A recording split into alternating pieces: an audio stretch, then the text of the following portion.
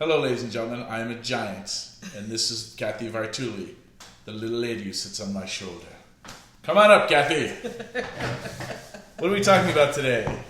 I'm Reid from ReidAboutSex.com. I'm Cathy Vartuli from the Intimacy Dojo. And we're talking about something. Yes. What questions? Someone wrote in and said that they've just opened up their relationship and things are going really well. And they've had some connections with people and they're just really liking it.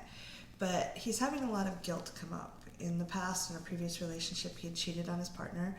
And he's having a lot of those same feelings come up. Like he feels a little bit uncomfortable and ashamed, and he's not really sure what to do.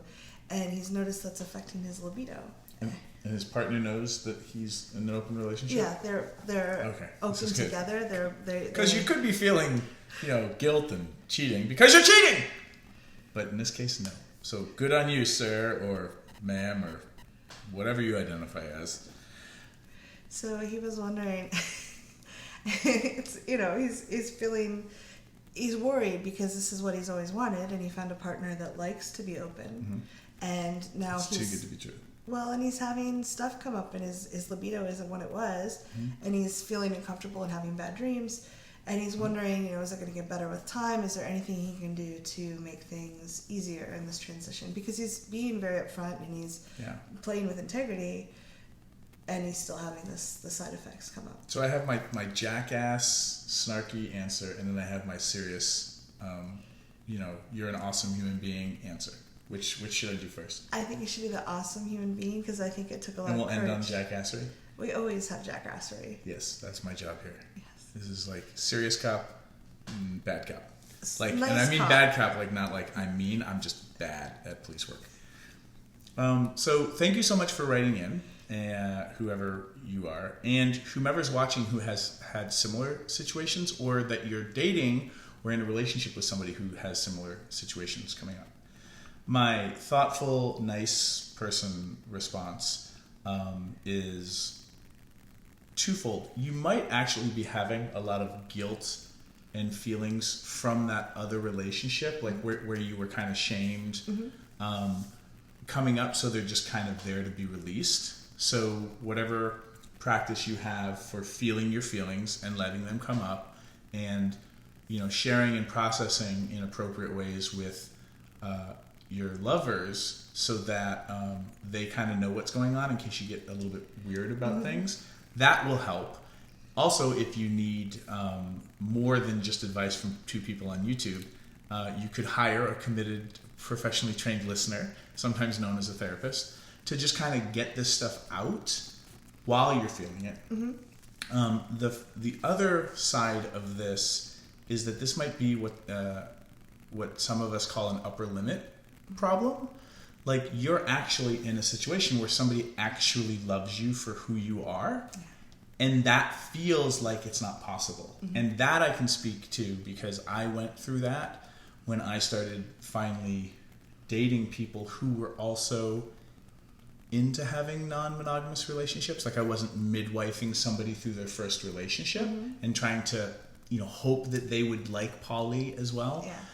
You might be having an upper limit problem or challenge where this is just too good to be true, and so you're emotionally working through all the cultural baggage that a lot of us have to work through when we open up relationships. And in that instance, the book, The Big Leap by Gary Hendricks, actually is a whole book devoted about can you stand things being great in your life? And that might be really useful and helpful. What answers do you have? I think it can really help. Like, I really appreciate how honest and vulnerable you were when you shared with us.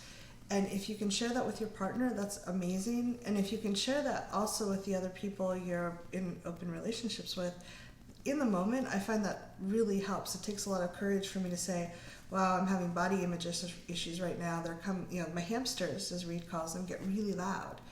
But if I can share it with people, a lot of times it takes a lot of the power out. And just having it verbally present there can help me process through it a lot faster. I have a second jackassery answer as well. You could just leave your web browser open to this video and just leave the room when your other lovers come in, and then maybe they're just curious about this video and they'll hit play. Or maybe a post-it note, that they should watch this. My original Jackass answer, which has some veracity in it and some usefulness. For me, when I had my upper limit things, and this is going to be my Jackass solution to a lot of things, have a threesome with your partner and your other lover. If they're into that, don't force it. So that your brain is actually experiencing two people that you love, or if whomever you're in love with or have feelings for or care about, your brain has to reconcile that you have both of them at the same time, loving you at the same time. And as much as I like to be a jackass and say threesomes are the solution to everything, that actually can be really powerful. And it doesn't have to be sex. You can just go out on a date or hang out with both of them at the same time, and them not yelling at you and shaming you or being angry with you will be the brain fuck that your brain actually needs to start to rewire that this is actually possible, that you can walk down the street with two people that you're dating at the same time and the sky doesn't fall out. Yeah. It wasn't that jackassery at all. No, that was actually sweet. Oh. See? I can be sweet. This is good. Only by accident, though. Only by accident. Unintentionally sweet. We hope that helped. Let us know. We'd love to know. Most people have stuff come up when they start stepping into a new level. When you step out of your comfort zone, our butts get kicked sometimes. What do you do when your hamsters get really loud when you start doing something you may have always wanted to do? Leave your comments below. Thank you so much. And whoever wrote that in, thank you so much for writing it in. We really appreciate it. Bye.